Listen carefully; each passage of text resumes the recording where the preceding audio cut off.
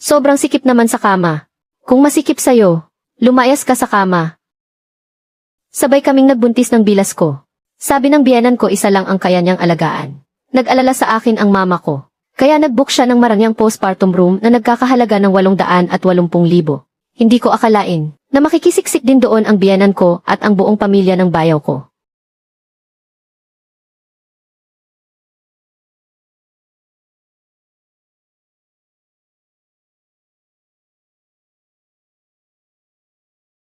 Hala, imported na gatas.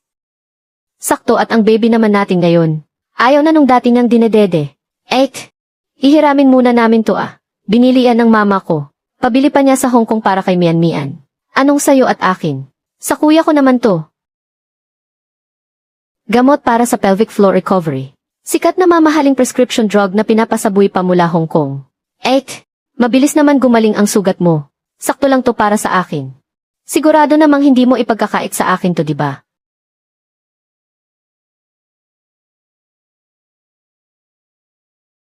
Bakit ka ba ganyan? Huwag kang ang maarte.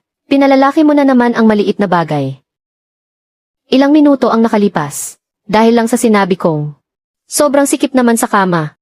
Kung masikip sa'yo, lumayas ka sa kama. Sinipa ako ng bayaw ko pababa ng kama. Ako ang kaisa-isang anak mula sa Haishi. 1 taon ang nakalipas.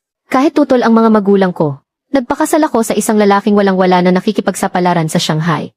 Ang naging kapalit, hindi lang ang pagbuhay ko sa kanya, kundi ang maging katasan din ng buong pamilya niya. Ako ang nagbayad ng mga utang nila, at naghanap ng trabaho para sa bayaw ko. Tapos pagkatapos kong muntik nang mamatay sa panganganak, pilitin pa rin nila akong magbuntis ulit.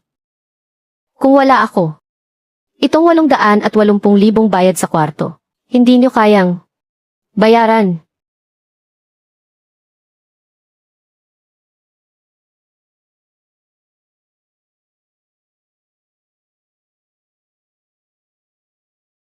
Sa confinement center na binayaran ng kuya ko para tuluyan. Ano namang karapatan mong magreklamo na masikip ibang tao ka lang naman? Sino ka ba sa akala mo?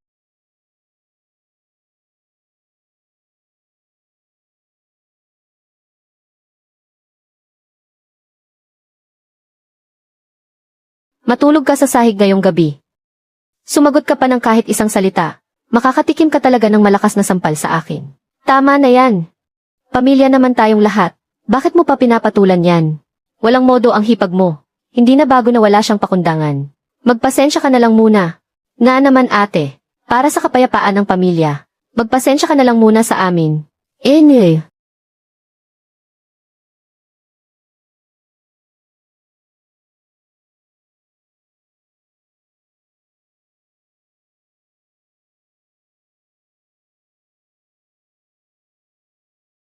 Pweh, akala mo naman kung sino ka. Kung wala ang kuya ko, makakatira ba siya sa ganito kagandang confinement room? Bedala Confinement Center. Asul na Diamond Room Card. 880,000 ang bayad sa isang kwarto. Sobrang mahal niyan. One King. Galing ito sa puso ng iyong ina. Kaya tanggapin mo na ito. Ang panganganak ay parang pagtahak sa bingit ng kamatayan. Lalo na ang masasarian ay talagang napakahirap. Bata ka pa lang ay hindi ka naman nakaranas ng hirap. Nasasaktan ang puso ko kapag naiisip ko iyon. Anak, tanggapin mo na ito. Para naman mapayapa ang aking kalooban.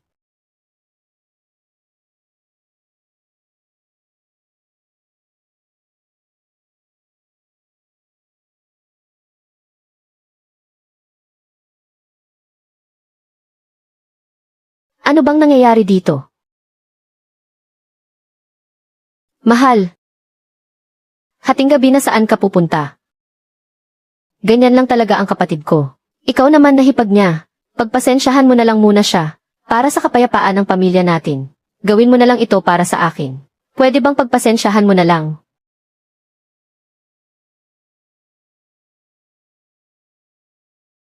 Postpartum Care Center ito. Gamot na pampaligo laban sa binat ng bagong panganak. Isang palanggana lang naman iyan ng maduming tubig pampaligo sa paa. Ito na, ibinabalik ko na sa iyo.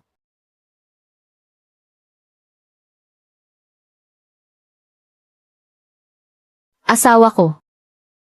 Para sa kapayapaan ng pamilya. Isang palanggana lang naman ng tubig yan. Ang ganda ng stroller na ito. Sayang lang kung sa pampabigat na iyan mapupunta.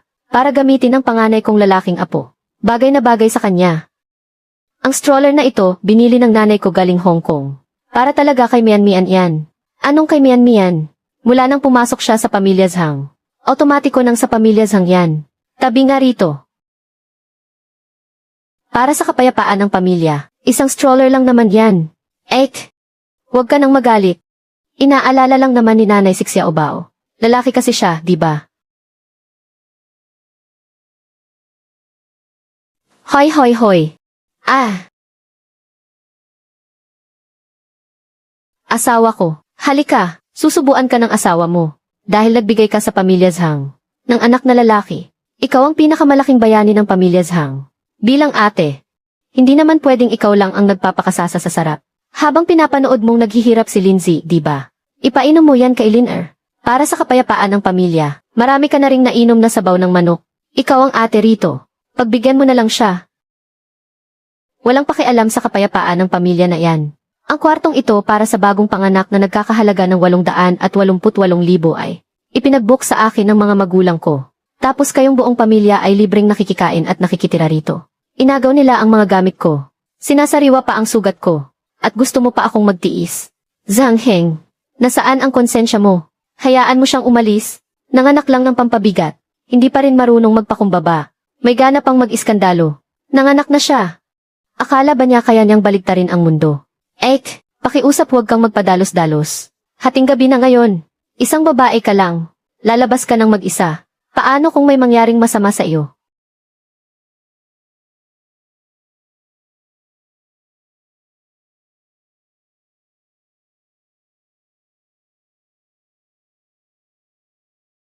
₱308. Mag-check out ako. Sandali lang po, madam.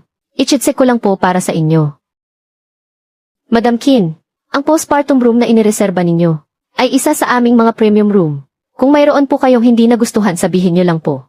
Gagawa po kami agad ng paraan para maayos ito. Sisiguraduhin po naming masisiyahan kayo. Ang postpartum room ko ay harap-harap ang inagaw ng iba. May gagawin ba kayo rito o wala?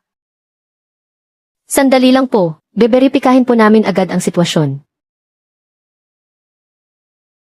Buti naman at naisipan mo pang bumalik. Palamunin ka lang naman ng kuya ko. Kapag nanggulo ka pa ulit, ipapabugbog kita sa kuya ko. Lumabas po ang asawa ko kanina. Pakiusap tulungan niyo akong hanapin siya. Ano bang klaseng basura ito? Walang kalasa-lasa. Mas masarap pa ang kaning baboy kaysa rito. Kuya, kung hindi babalik ang maarte na iyan, hayaan mo siyang mamatay sa labas. Tama ang sinasabi ng kapatid mo. Hindi dapat palaging pinapamihasa ang mga babae. Lalong pinapamihasa, lalong sumusobra. Mahal, hinaan mo nga ang boses mo. Sinabi ko bang pwede na kayong umalis? Kayong dalawang hamak na manggagawa lang. Nagbayad ang pamilya namin para rito. 880,000 yuan kaya. Ang pupulubin niyo naman. Makakagastos ba kayo ng ganoon kalaking pera? Para lang sa pangangalaga sa asawa pagkatapos manganak. Bakit hindi niyo pa kami pagsilbihan na parang mga hari? Halika rito, masahehan niyo ang mga binti ko, isa sa kaliwa at isa sa kanan. At may gana pa kayong simangutan ako. Gusto niyo bang subukan ako? Irereklamo ko kayo ngayon din, para mawalan kayo ng trabaho at magutom.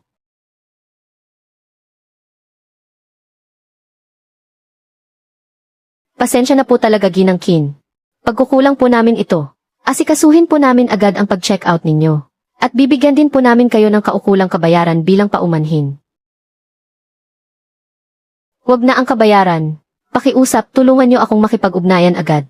Sa bagong center para sa pangangalaga pagkatapos manganak. Kailangang maging ganap na lihim ang kinaroroonan ko. Kahit sa asawa ko. Sige po, Ginang Qin. Aayusin po namin agad ito. Makakalipat na po kayo pagkalipas ng 1 oras. Dahan-dahan lang po, Ginang Qin. May darating pong tauhan mamaya, para tulungan kayong mag-impake ng mga gamit nyo. Salamat pero huwag na.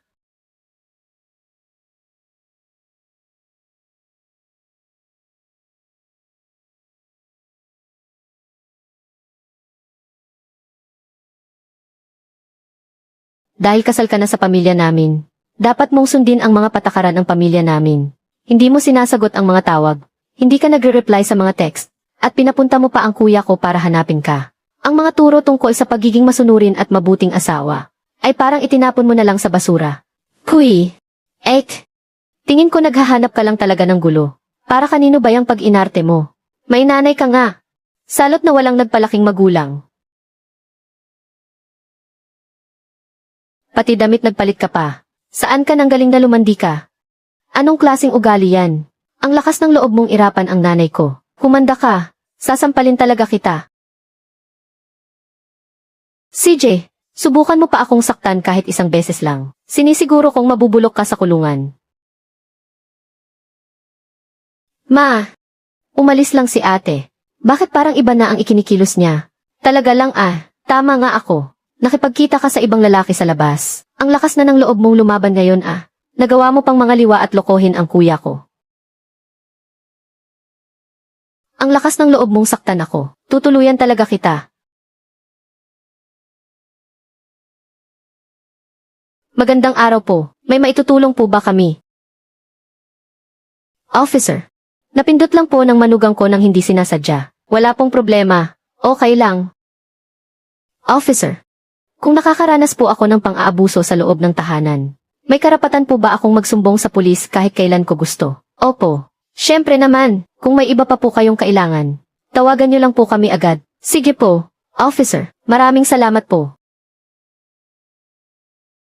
Ano bang ginagawa mo? Sino ang pumayag na umalis ka? Pabayaan mo siyang umalis? May anak na nga. Segunda mano na lang siya, kapag nahiwalay siya sa anak ko. Tingnan natin kung may kukuha pa sa kanya. Sa loob lang ng 3 araw, babalik din yan dito na umiiyak at nagmamakaawa sa atin. Ang mga babaeng may asawa, mga madudumi naman talaga. Ek, huwag ka sanang magsisi sa huli, lumayas ka na.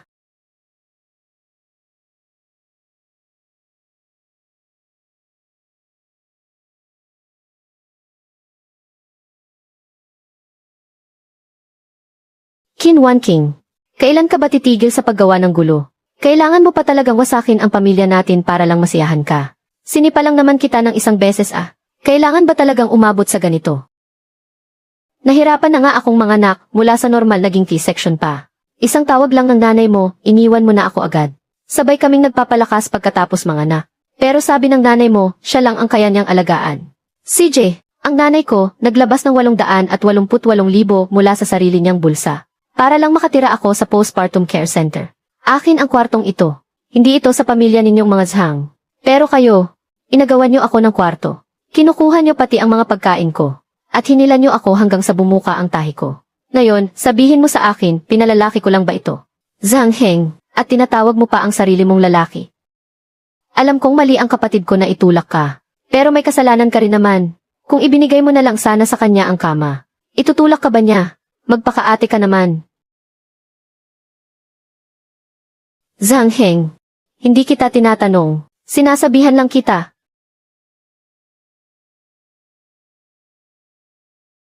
Kinwan King, huwag kang aalis, at lalong hindi mo pwedeng isama ang anak ko. Kinwan King, kapag nangahas kang lumabas sa pintong iyan ngayon, hihiwalayan talaga kita. Sino mang umatras, duwag. Kuya, tinatakot ka lang yan. Segunda mano na yan at may anak pa. Walang kukuha sa kanya kapag iniwan mo. Tama, kahit siya pa ang magbayad, walang papatol sa kanya. Kuya, huwag kang papayag na hawakan kanya sa leg. Subukan mong lumabas sa pintong iyan, at titiyakin kong luluhod ka para magmakaawa sa akin. Kuy. Mrs. Kim, pasensya na po sa abalang na idulot sa inyo. Sadyang inihanda namin ito para sa inyo. In-upgrade po namin kayo sa aming luxury postpartum room. Ang bayad ay 1,280,000. Ibabawas na lang po ito direkta sa dati ninyong binayaran. Ito ang aming pribadong lane. At hindi ka na rin maistorbo ng kahit na sinong. Walang kinalamang tao rito.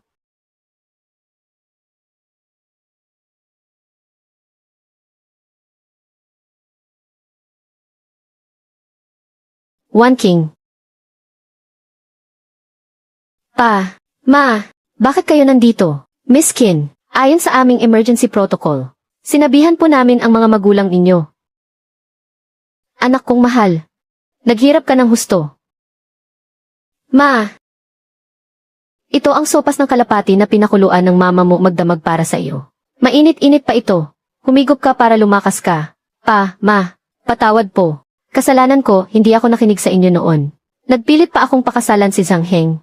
Kaya pinag-alala ko kayo ng husto. Anak ko, ang mahalaga ay ligtas at maayos ka. Humigop ka muna ng sopas. Ingatan mo ang katawan mo. Ang lakas ng loob ng pamilya Zhang na bastusin ang anak ko. Pupuntahan ko sila ngayon din. May paraan ako. Ang biyanan kong si Gining Zhu Kuifen. Bago magbagong taon ay binilhan niya ng cash ang bunsong anak na si Zhang Hao ng isang malaking luxury apartment. At may kasama pang sasakyang nagkakahalaga ng mahigit 200,000. Ang 880,000 bayad sa postpartum room. Panahon na para ubusin niya ang lahat ng pera niya para bayaran ito. Maliwanag po. Anak, gawin mo ang lahat ng gusto mong gawin. Palaging nasa likod mo sina papa at mama. Ang mga utang sa akin ng pamilya Zhang. Dapat na nilang bayaran ngayon. Grabe ang sarap talaga ng kama na ito. Sayang nga lang at hindi natin maiuwi. Yung tangang yun, hindi man lang tinirhan yung postpartum room na nagkakahalaga ng 880,000. Sira talaga ang ulo. Wala naman dito ang pamilya niya. Wala pa siyang pera. Tapos may bitbit pang batang pabigat. Paniguradong nagugutom na yun ngayon kung saan-saan. Pinilit talaga ng biyenan ko at ng asawa ko na gumastos ng 880,000 para lang mapatira kami ng anak kong lalaki sa postpartum center. Ang sarap talaga ng buhay kapag inaalagaan ka at pinapamper. Sobrang saya talaga. Kuya, tara na. Isang babae lang naman yun. Kailangan ba talagang magmukmuk ka ng ganyan dahil lang doon? Ipakikilala kita sa mas okay pagkatapos nito. Tama ang kapatid mo. Hahanap tayo ng ibang mapapangasawa mo pagkatapos nito. Malay mo naman, mabigyan ka pa niya ng isang malusog na anak na lalaki.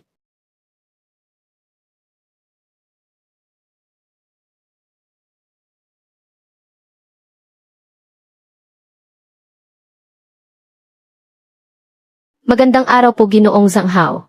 Ang kabuang nagastos ninyo dito sa aming postpartum center ay umabot sa 1,280,000 piso.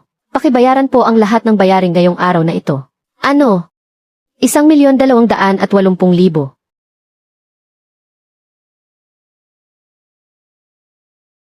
Anong pinagsasasabi mong kalokohan dyan? Matagal nang nagbayad ang kuya ko. Tama, matagal nang bayad yan.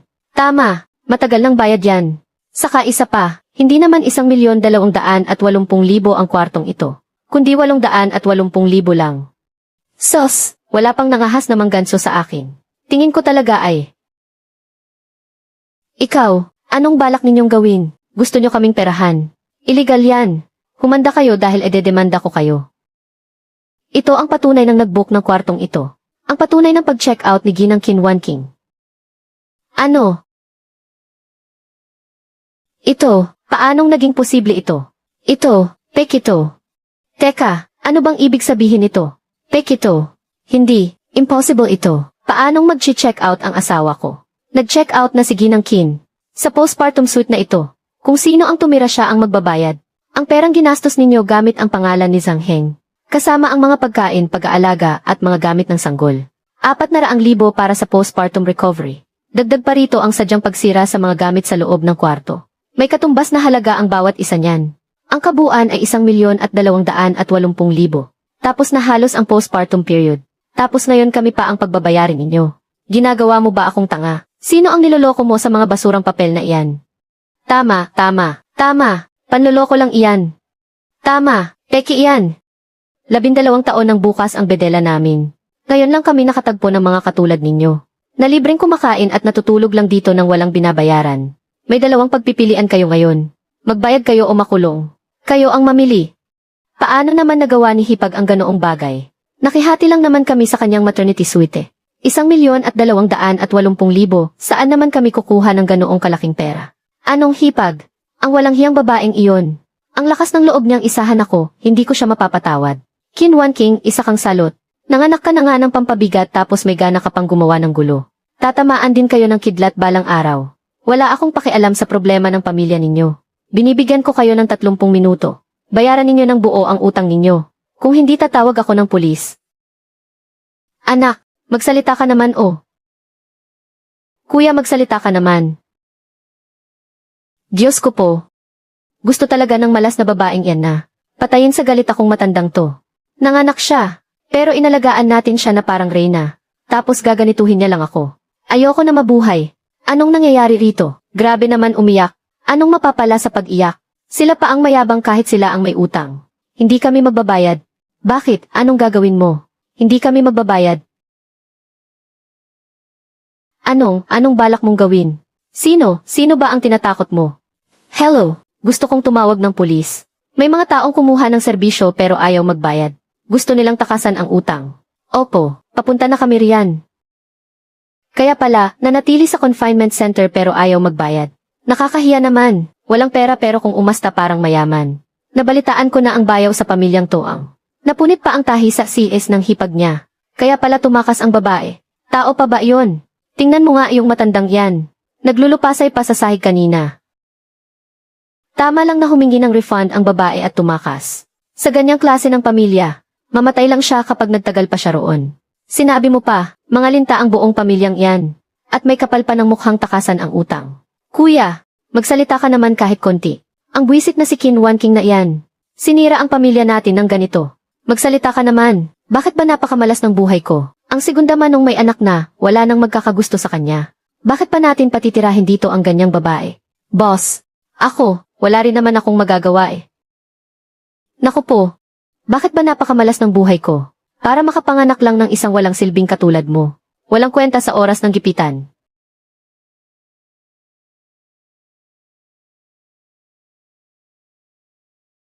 Ikaw ba ang asawa ni Kin Wan King?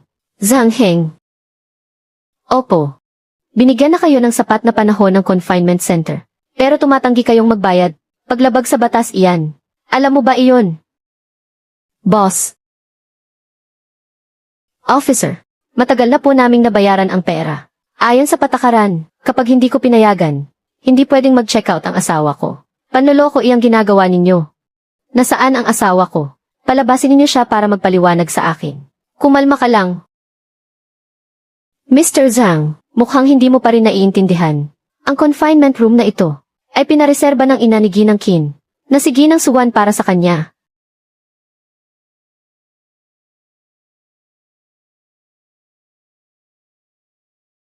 Ang pag-checkout ni Ginang Qin ay hindi nangangailangan ng pahintulot mo. Mr. Zhang, malinaw naman ang katotohanan. Magbayad na kayo. Kung hindi, mapipilitan kaming dalhin kayo sa presinto.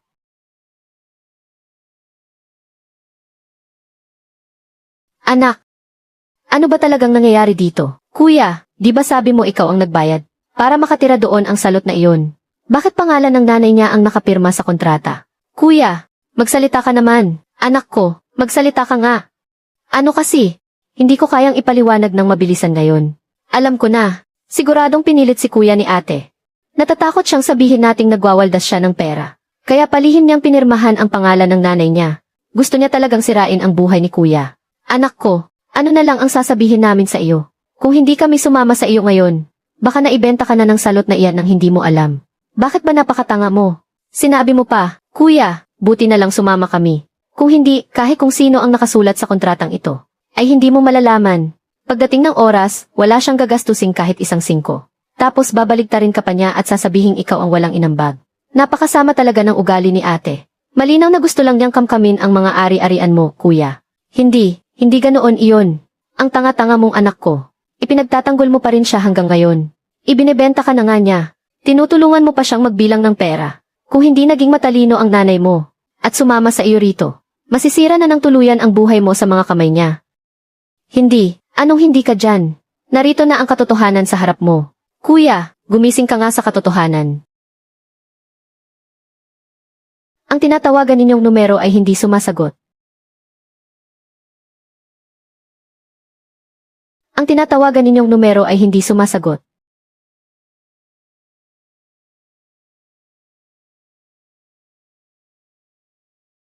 Sinasadya talaga ito ng walang hiyang iyan.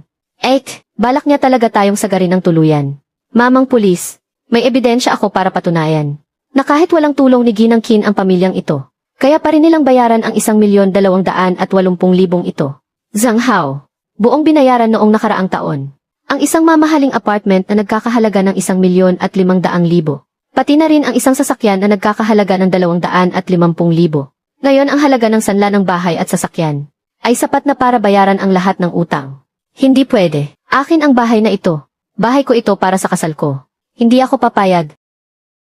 Gumastos tapos ayaw magbayad. May karapatan kaming suriin ang inyong mga ari-arian.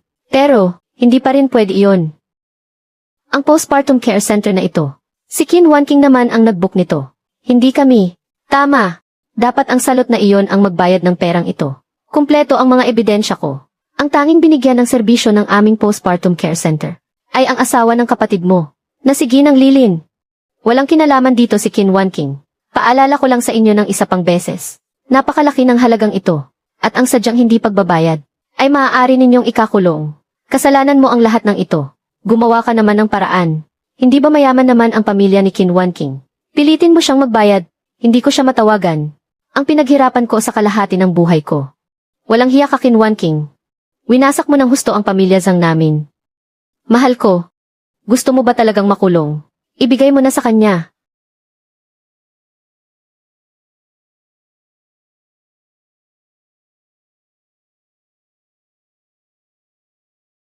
Ngayon nang hihinayang kayo. Buti nga sa inyo. Ito ang tinatawag na kaparusahan ng langit sa mga masasamang tao.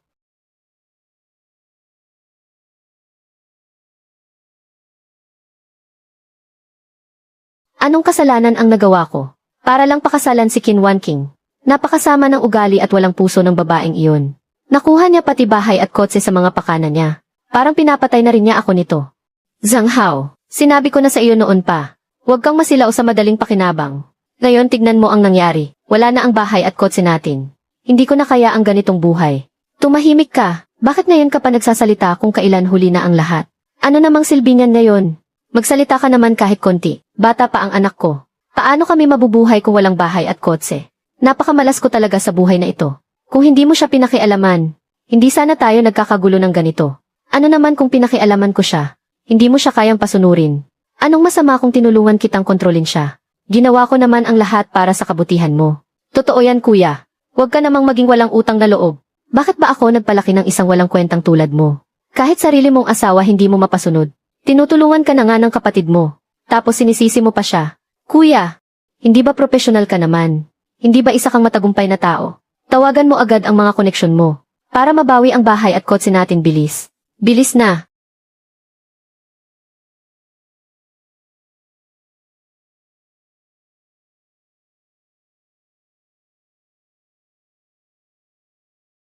Wala. Paano naman ang ibang paraan? Wala rin. Kung ganoon ang ibig mong sabihin, kapag naghiwalay kayo ni Kin Wan King, wala ka na palang silbi. Wala ka na ring magagawang tama. Nga naman, kung walang suporta ng pera ng pamilya niya. Sa Haicheng isa lang akong simpleng alipin sa trabaho. Anak ko. Ikaw kaya ang panganay na anak ng pamilya Zhang. Ang haligi ng tahanan natin. Kaya tawagan mo na ang hayop na babaeng yan. Hindi ba mayaman ang pamilya niya at maraming koneksyon? Sabihin mong ibalik ang bahay natin. Kunin niya ulit para sa atin. Bakit nakatunganga ka pa dyan? Bilisan mo at tawagan mo na. Kahit magmakaawa ka pa basta mapapayag mo siya. Ako magmamakaawa. Kung hindi ano pa ba ang gagawin mo? Tawagan mo na. Ako.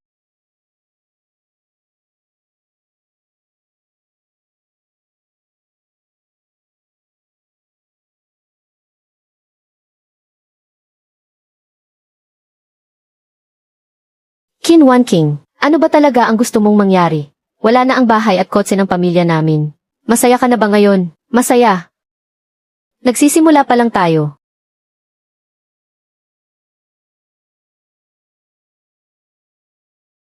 Ginang Kin, ito po ang merienda niyo ngayong gabi. Sabaw ng pugad ng ibon.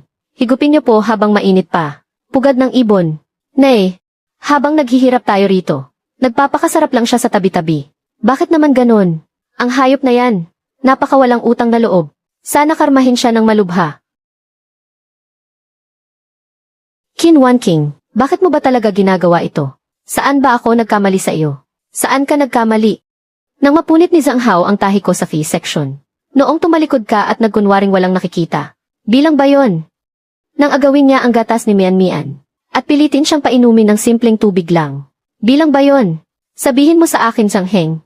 Ako. Zhang Heng. Maghiwalay na tayo. Qin Wanqing. Walang hiya ka. Anong karapatan mong makipaghiwalay? Dapat nga magpasalamat ka at tinanggap ka ng pamilya naming mga Zhang. Isang malaking swerte iyon para sa iyo. Bilisan mo. Ibalik mo sa akin ang bahay at kotse ko. Kung hindi, may kalalagyan ka. Mian. Hindi hahayaan ni Mama na may mang-api pa sa atin muli. Kahit sino pa sila.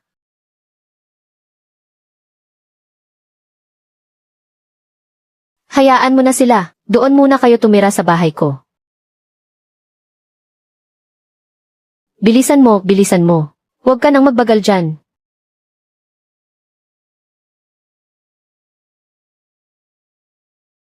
Ang lock. Pinalitan na.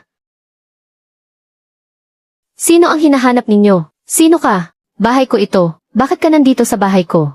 Kayo po ba ang asawa ni Ginang Qin? Ginoong Zhang Heng. Isang manager sa dayuhang kumpanya. Ako nga. Kilala mo ako. Nagbili na si Ginang Qin.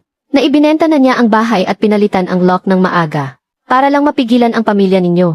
Nakamkamin ang mga ari-arian niya bago pa kayo ikasal. Sino ka ba sa akala mo? Para pakialaman ang bahay ng pamilya naming mga Zhang. Ang lakas ng loob mo. Bahay ito ng panganay kong anak na lalaki. Kuya, ikaw lang ang tanging nakapagtapos ng kolehiyo sa pamilya natin. At ang tanging manager sa isang malaking kumpanya. Hindi mo dapat hinahayaan na api-apihin ka lang nila ng ganyan. Binabalaan kita. Umalis na kayo ngayon din. Usapang pamilya namin ito. Walang karapatang makialam ang mga tagalabas. 3 araw ang nakalipas nang mailipat ang titulo. Ang bahay na ito ay wala nang kinalaman sa iyo. Ano? Ibinenta niya ang bahay. Kapag nanggulo pa kayo, diretso akong tatawag sa pulis.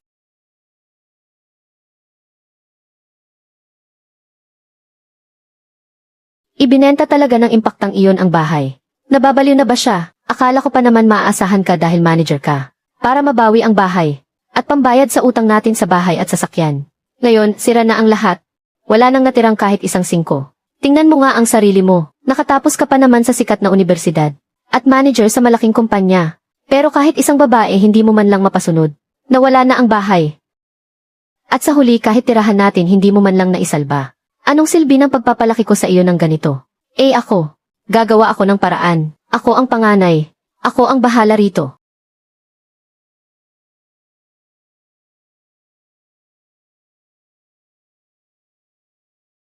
Mahigit 700 lang.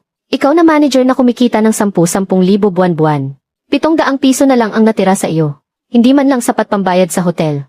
Kuya, hindi ba't mahal na mahal mo kami? At hindi ba ikaw ang pinakamagaling sa atin? Bakit kahit ilang daang piso hindi mo mailabas ngayon? Nagtatago ka ba ng pera ng palihim? Dahil ayaw mo na kaming tulungan. Walang silbi. Bakit ba kita ipinanganak? Na ganito ka walang silbing tao. Ikaw na nga lang ang inaasahan sa pamilya. Pero kahit pamilya mo hindi mo maprotektahan. Ako.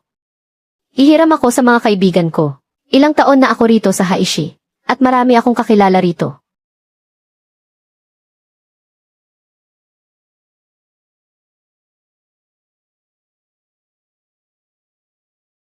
Magkano naman ang mahihiram mo? Walang gustong magpahiram sa akin. Paano ka ba naging ganyang kawalang kwenta? Napakalaking kamalasan naman nito. Bakit ba ako nanganak ng ganyang walang kwentang tulad mo? Kahit pautang man lang hindi mo makuha. Tama na nga yan. Maghanap muna tayo ng murang motel na matutuluyan ngayong gabi. Ang kakaunting perang ito, kasya lang para umupa sa basement.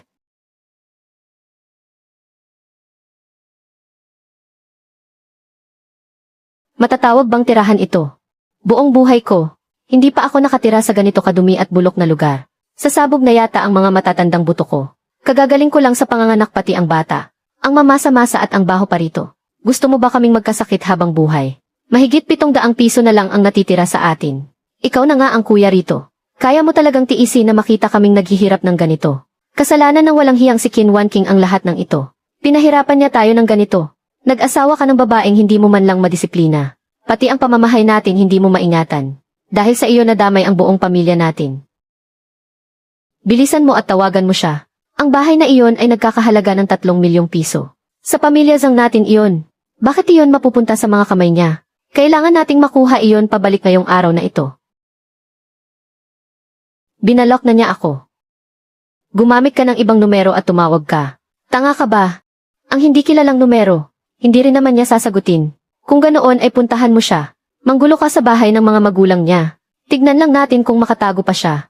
Hindi siya pwedeng magtago habang buhay. Nga naman, puntahan mo siya sa bahay ng mga magulang niya. Pilitin mo siyang ilabas ang pera para ibili tayo ng bagong bahay. Dapat ay malaking apartment na hindi bababa sa 6 na milyong piso. Kung hindi, hindi ko siya mapapatawad. Ngayong may penthouse na tayo. Sigurado na ang kasal ng anak ko balang araw. Kuya, magpakatatag ka naman ngayon. Dahil kasal na si Qin Wan King sa pamilya nating mga Zhang. Ang pera niya ay pera na rin ng pamilya nating mga Zhang. Hingin mo ang sarili mong pera. Ano ang dapat mong ikahiya?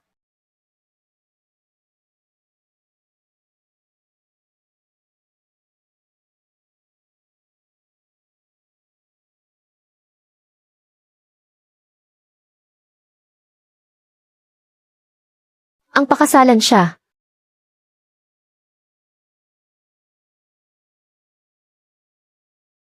Nagkamali ba ako?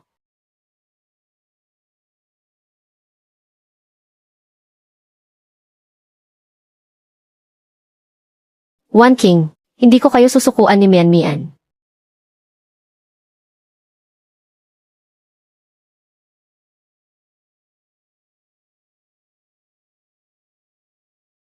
Ma, okay lang ako. Nakipag-usap na ako sa abogado para asikasuhin ang diborsyo. Huwag kayong mag-alala, alagaan nyo na lang mabuti si Mian Mian. CJ, sabihin mo lang sa pamilya kung may kailangan ka. Sige po. Senior, nandito na. Isang latte. Salamat. Mainit at bawas asukal ang sa kanya. Tanda mo pa pala. Hindi ko nakalimutan. Tungkol sa peking pagbebenta ng bahay noong nakaraan. Maraming salamat talaga sa iyo. Kung hindi pagkatapos kong manganak, makikipaguluhan pa rin ako sa kanila. Maliit na bagay lang. Makitang umani sila ng sarili nilang karma. Ay sulit na rin. Hindi ko akalain na si senior na karaniwang mabait. Ay napakabilis at desidido pala kapag kumilos. Maaari akong maging magalang sa iba. Pero hindi sa iyo. Kailangan kitang protektahan. Sa katayuan mong iyan. Napakaganda mo, mayaman ang pamilya at mahusay ka. Bakit mo pinili ang ganyang uri ng kasal noon? Nakaraan na iyon. Senior, ang kasunduan sa diborsyo. Handa na ba?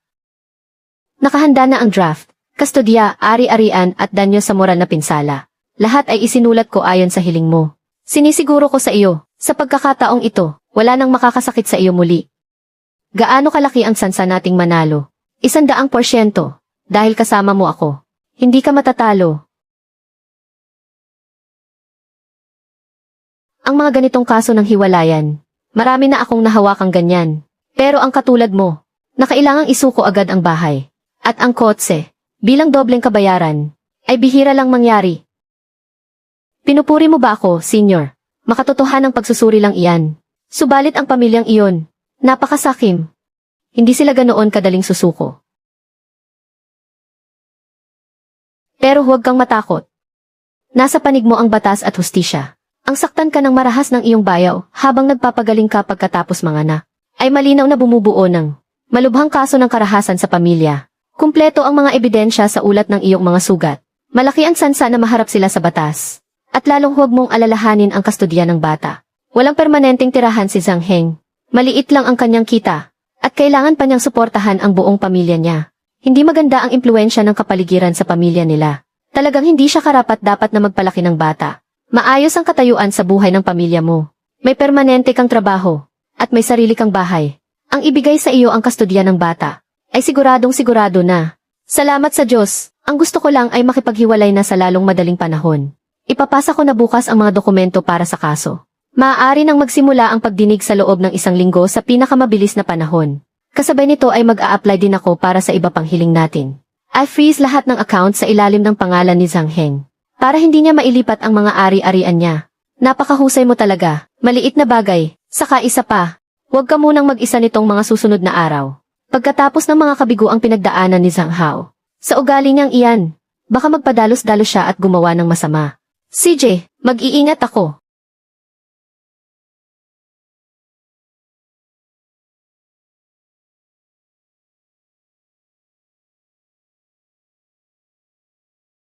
Wan King. One King. Sa wakas nahanap din kita.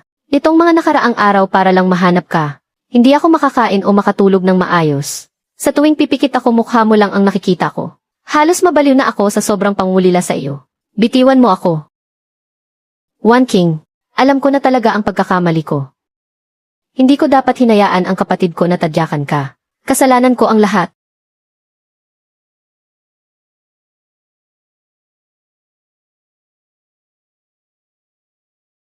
Hindi dahil sa alam mong nagkamali ka, kundi dahil alam mong mawawala na sa iyo ang lahat. Zhang Heng. Mula noong hinayaan mo sa confinement center, ang kapatid mo natadyakan ako. Tapos na tayong dalawa. Kasalanan ko talaga. Patawarin mo na ako pakiusap. Magsama na ulit tayo ng masaya tulad ng dati. Huwag naman tayong mag-divorce pakiusap. Bilang mga kapitbahay, nakikita naman nating mabuti ang lalaking iyan sa karaniwan. Ang bait pa naman niya sa asawa niya. Hindi ko akalaing magagawa niya ang ganoong bagay. Tao pa ba siya? Buti nga sa kanya. Dapat lang talaga siyang hiwalayan ng asawa niya. Ang ganyang klaseng lalaki. Kapag hindi pa nakipaghiwalay baka buhay pa niya ang mawala. One King. Huwag mo lang akong hiwalayan, gagawin ko ang lahat ng gusto mo. Kahit ano ng gusto mo, gagawin ko. Hindi ko na makikipag-ugnayan sa kapatid ko at sa mga kasama niya. Mian, isipin mo naman si Mian. Hindi niya kayang lumaki ng walang ama. Para kay Mian, lalong dapat kang makipag-divorce. Gusto kong maging magandang halimbawa sa kanya. Kapag nakatagpo ka ng lalaking abusado at hindi nag-iisip ng tama, dapat umalis ka na agad bago maging huli ang lahat. Tama yan, mabuti pang mag-divorce kayo. Para sa bata lalong mas kailangang mag-divorce. Pa, ma, nagmamakaawa po ako sa inyo. Pakiusap, huwag niyo pong hayaang makipag-divorce sa akin si One King. Napakabata pa ni Mian. Hindi niya kayang walang tatay. Karapat dapat ka bang maging ama? Zhang Heng, kung gusto mo talaga ang makakabuti kay Mian, makipag-divorce ka sa anak ko. Lumayo ka sa mag-ina. Lumayas ka na ngayon din. Huwag mo nang madungisan ang paningin namin. One King. Hindi ko kayang mawala ka.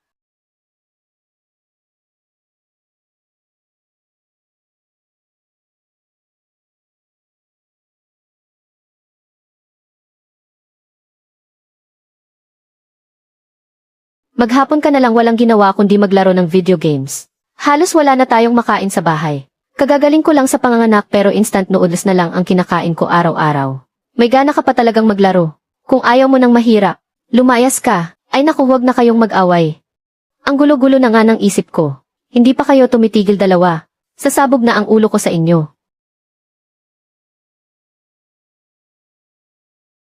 Kuya, ano na ang nangyari? Papayag ba ang babaeng iyon na ibigay sa atin ang pera sa pagbebenta ng bahay?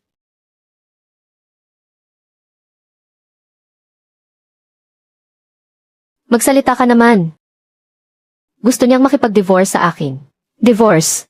Anong divorce ang pinagsasabi niya? Dahil sa kanya nawalan tayo ng bahay. Kaya yung pera galing sa benta ng bahay ngayon, dapat mapunta sa atin. Mahigit 3 milyon yun. Tinatanong ka ng kapatid mo, nasaan na yung mahigit 3 milyon na yun? Ari-arian niya bago kami ikasal yung bahay na yun. Walang kinalaman ang pamilya natin doon. Paanong walang kinalaman? Pumasok siya sa pamilya natin. Kaya sa atin na rin ang pera niya. Kuya, di ba napag-usapan na natin bago tayo pumunta roon? Na magpakalalaki ka naman at maging matigas sa kanya. Ganito kasimpleng bagay hindi mo pa magawa ng maayos. Ano pa ba ang maaasahan namin sa iyo? Ano ba ang nagawa kong kasalanan para parusahan ako ng ganito? Bakit nagkaroon ako ng anak na walang silbi na katulad mo? Sarili mong babae hindi mo man lang kaya pasunurin.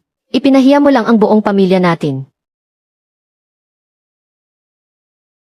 Napakawala mong kwenta. Kahit sarili mong asawa hindi mo mapigilan. Sabihin mo nga, ano nang gagawin natin ngayon? Ang buong pamilya natin. Hindi naman pwedeng dito na lang tayo titira habang buhay. Sa bulok na lugar na ito, sumasakit na naman ang rayuma ko dahil dito. Wala na tayong bahay.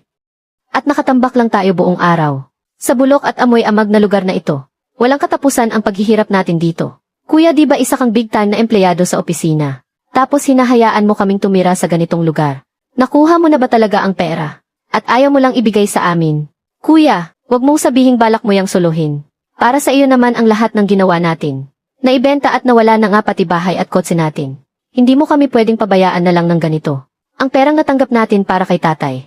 Pati ang sweldo ko sa lumipas na mga taon. Nasa kay nanay lahat. Sa totoo lang, may parte rin ako sa bahay nyo. Anong parte mo doon? Binigay na sa akin yan ni nanay. Kaya sa akin talaga yun. Kuya, magkapatid naman tayo. May pera ka nga pero ayaw mo naman akong bigyan. Parurusahan ka ng langit niyan. Ilabas mo ang pera at ibigay mo sa kapatid mo. May anak pa siyang dapat buhayin. Kuya, pamangkin mo naman si Xiao Bao. Siya ang magpapatuloy ng pamilya Zhang. Tumahimik na kayo. Sabi ng tumahimik kayo eh. Hindi naman talaga na ibenta ang bahay na yun. Wala akong pera. Ano? Hindi na ibenta. Nakatira pa rin siya doon kasama ang mga magulang niya. Nagtanong-tanong na ako, ano pang hinihintay natin? Lumipat na tayo pabalik doon.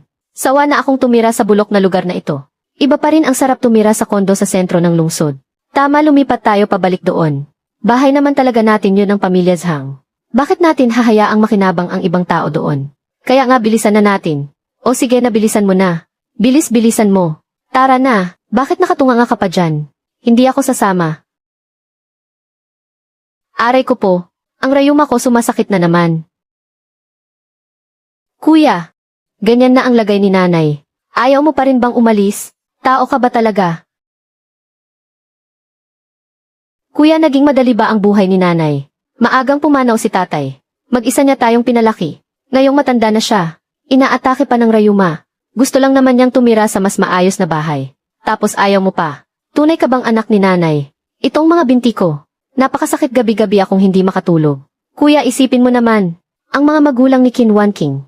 Nakatira sa napakagandang bahay. Habang si nanay nakatira lang sa silong. Patas ba yan? Kuya, kung wala kang anak na lalaki, kanino ka aasa kapag matanda ka na? Di ba kay Xiao Bao ka rin naman aasa? Tunay mo siyang pamangkin si Xiao Bao.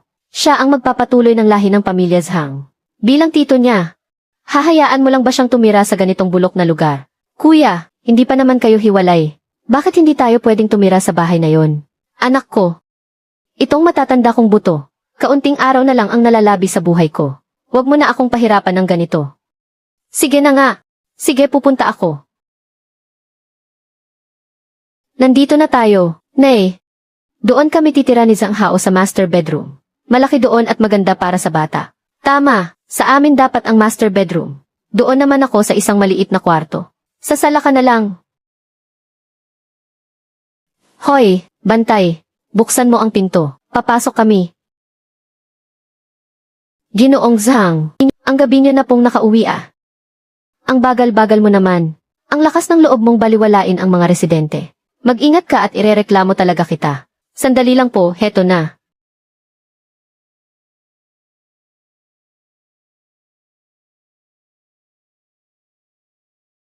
Ako ang may-ari sa gusali 8 unit 2102. Hindi ko kilala yung mga tao doon sa may pinto. Opo, Miss Qin. Anong bubuksan? Layas, ikaw. Subukan mong ulitin yan.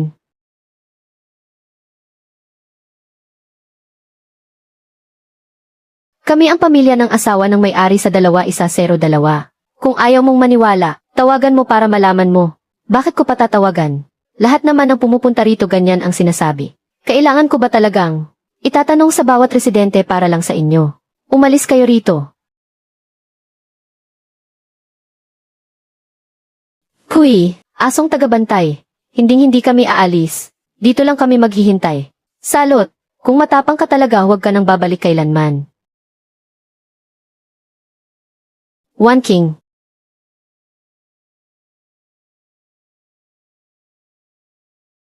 Wanqing, huwag kang umalis.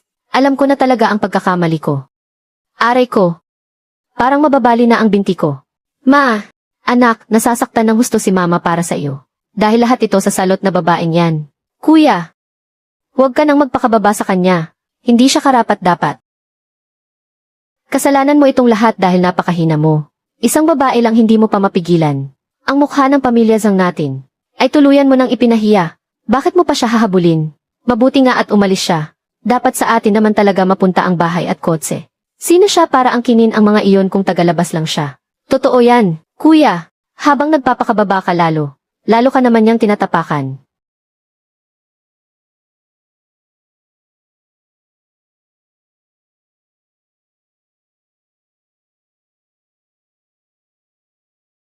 Walang silbi, napakawalang silbi mo talaga. Kahit sarili mong pintuan hindi mo mapasok. Nag-asawa ka pa pero hindi mo naman makontrol. Nakikipag-agawan sa bahay pero hindi man lang manalo. Ano bang silbi ng pagpapalaki ko sa iyo?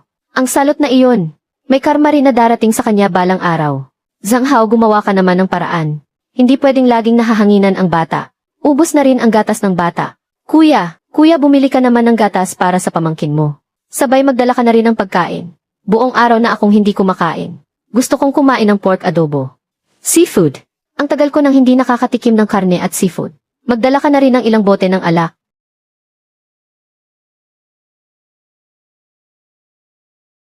Ang kabuuan po ay 428. Sir, kulang po ang balance ng card ninyo. Anong ibig mong sabihin hindi pwede? Palagi ko namang ginagamit ito. Marunong ka ba talaga o hindi? Kung hindi ay tumawag ka ng marunong. Sir, may problema po talaga ang card ninyo. Tawagin mo ang manager ninyo. Manager. Sir, extension card po ba ang gamit ninyo? Extension card. Ipinatigil niya ang card ko. Walang pera pero nagpapanggap na mayaman. Nag-aaksaya lang ng oras. Extension card lang pala. Ipinasara siguro ng asawa niya. Buti nga sa kanya. Walang kwentang lalaki.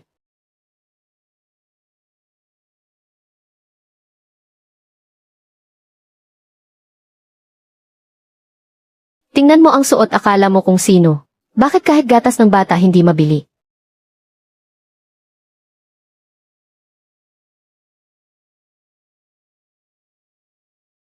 Walang gatas. Ano na ang ipapakain ko sa anak ko? Kahit alak wala. Ang tagal mong nawala. Pero ito lang palang basura ang bibilhin mo. Walang silbi. Ano pa ba ang silbi mo? Kung hindi lang dahil kay kuya na hindi mapasunod ang babae niya. Hindi sana tayo humantong sa ganito. Kasalanan mo ang lahat. Pinabibili kita ng gatas ng bata. Bakit tubig ang binili mo? Mabubusog ba kami sa tubig? Anong nagawa kong kasalanan sa buhay? Para magkaroon ng anak na walang silbi na tulad mo. Ako. Wala na akong pera. Walang pera, hindi ba ehekutibo ka sa abroad? Isang elite na may milyon-milyong sahod taon-taon. Kasalanan ko ang lahat. One King, bakit ka umiiyak dyan? Kunin mo na agad pabalik ang bahay at kotse. Subukan mo lang pumalya. Ikaw ang magiging salot sa pamilya Zhang. One King, hindi kita bibitawan. At hindi ko rin gagawin. Naka-schedule na ang korte. Magsisimula ang paglilitis sa susunod na Miyerkules. Naipadala na ang sulat mula sa abogado. CJ, ang ari-arian at pangangalaga sa bata ay susunod sa kasunduan. Malaki ang sansa nating manalo. Hindi sila kumuha ng abogado. Hindi nila kayang magbayad. Sinaid na sila ng pamilyang iyon. Ang bahay na iyon ni Zhang Hao. Naasikaso na ang postpartum care center. Hindi na mababawi. Wala na akong kinalaman doon. Gusto ko na lang lumayo. Ganyan ka pa rin noong nasa kolehiyo pa tayo. Mabilis magdesisyon. Ito ay pag-iwas lang sa mas malaking pagkalugi. Ang kasal ay hindi lang naman ang tanging daan para sa mga babae. Kapag nahanap mo ang tamang tao, pwede ka ring sumubok magtiwala muli. Umaasa sa iyo si Zhang Heng para umasenso sa buhay. Pagkatapos ng diborsyo, baka gumawa siya ng desperadong hakbang. Hindi naman talaga siya pinapahalagahan sa kumpanya noon pa man. Pwede siyang matanggal sa trabaho anumang oras. Kung wala ako para sumuporta, hindi sila makakatagal sa Haishi. May isa pa akong ebidensya. Lihim niyang inilipat ang 1,200,000 mula sa sarili mong pera. Ang utang na ito, ang tuluyang dudurog sa kanila. Sa susunod na Miyerkules, tiyak na mananalo tayo. Para sa tagumpay. Siguradong panalo. Zhang Heng, ang utang ng pamilya mo sa akin. Dapat nang bayaran ngayon. Oy, abot tainga ang ngiti mo ah. Naging maayos ba ang lahat? Napaka-professional ni Attorney Chen. Malaki ang sansa nating manalo. Mapagkakatiwala ang tao si Attorney Chen. Noong araw ng kasal mo, mag-isa siyang nakaupo sa sulok at nagpapakalasing. Namumula na nga ang mga mata niya sa kainom. Halata namang may gusto siya sa iyo. Ma, hindi pa nga ako formal na hiwalay. Pinapaalis mo na agad ako. Hindi naman kita pinapaalis. Hindi ka naman laging masasamahan ng mga magulang mo habang buhay. Mag-isa mong pinapalaki si Mian Mian. Kung may kasama ka na kilalang kilala mo, at maaasahan talaga, saka pa lang ako mapapanatag. O sige na, kumain na tayo. Handa na ang pagkain. Lalamig na ito kapag hindi pa natin kinain.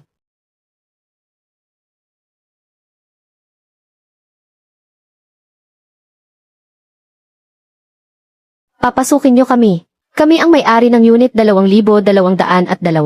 Papasukin niyo kami. Ang lugar na ito ay hindi para sa mga pulubing tulad ninyo. Layas. Mama, ang lakas ng loob mong itulak ang mama ko. Subukan niyo lang. Na pumasok uli. At ipapakulong ko ang buong pamilya ninyo. Kuy! Balang araw mapapahiya rin kayo sa amin. Mama, ano nang gagawin natin? Nasisipon na ang panganay mong apo dahil sa lamig. Ilang beses na ba tayong pinalayas dito? Hindi man lang tayo makapasok sa basement parking. Halatang magkakonsaba sila ng taong iyon. Hindi tayo makakain at makatulog ng maayos. Kapag nagpatuloy pa ito, hindi nakakayanin ng matanda kong katawan. Kuya, sumagot ka naman dyan. Dahil sa asawa mo kaya tayo nagkakahirap ng ganito. Pero wala ka man lang masabi. Lalaki ka ba talaga? Hinahayaan mo lang na apihin tayo ng asawa mo. Kahiya-hiya ka, kuya. Magsalita ka naman. Wala rin akong magagawa. Napakayaman ng pamilya niya. Ilang taon na kayong kasal. Pero wala ka man lang nakuha kahit 5. Bakit ba ako nagpalaki ng ganyang inutil? Isipin mo kung anong klaseng buhay ang mayroon tayo noon. At tingnan mo naman tayo ngayon. Buhay tao pa ba ito? Kung hindi tayo makapasok sa loob, edi palabasin natin sila. Disenteng pamilya sila. At may reputasyong pinangangalagaan. Kaya sisirain natin ang reputasyon nila. Ibunyag natin ang panloloko ni ate. At palakihin ang gulo tungkol sa bahay at kotse natin. Tingnan natin kung makatiis pa sila. Magandang ideya iyan. Hindi pwede. Hindi maaari. Bakit, may mas mabuti ka bang paraan? Kapag nagkagulo tayo, wala na talagang pag-asa na magkaayos kami ni One King. Kuya, sa ganitong sitwasyon pa naman, pinoprotektahan mo pa rin ang babaeng iyan. Sayang lang talaga ang pagpapalaki sa iyo ni nanay. Mga kapitbahay, pumarito kayo at tingnan ninyo ito. Ang manugang ko, walang utang na loob. Inangkin pa ang bahay at kotse ng pamilya namin. Pinalayas kaming buong pamilya. Para matulog na lang sa lansangan. Kakatapos lang mag-confinement ng asawa niya, heto at palaboy-laboy na ang anak ko sa lansangan. Ngayon nga ay may sipon at lagnat na siya. At ayaw pa rin nilang tumigil. Tawagan niyo agad ang may-ari ng kwarto 2202. Nag-aalala lang naman kami sa manugang namin. Kaya nagbayad kami para makatira siya sa postpartum care center. 1,280,000 ang nilabas naming pera. Sinong biyenan? Ang papayag na gumastos ng ganoon kalaki para sa manugang nila. Pero siya, nagawa pa kaming ganituhin. Bigla niyang ipina-refund ang pera. At ibinulsa lang ang lahat. Pinilit pa kaming isanla ang bahay at sasakyan. Para lang pambayad sa care center. Sobra na talaga ang pang-aaping ito. Nag-aalala lang naman kami sa manugang namin. Kaya nagbayad kami para makatira siya sa postpartum care center. 880,000 ang nilabas naming pera. Ang swerte na nga niya pero hindi pa siya nakontento.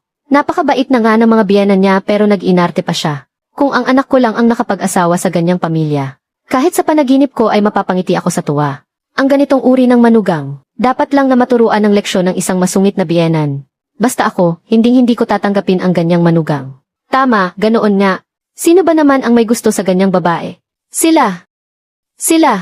Paano nila nagagawang baligtarin ang katotohanan ng ganyan? Bumaba tayo. Makipag-usap tayo sa kanya para malinawan ang lahat. Hinding-hindi ko hahayaang kahit sino.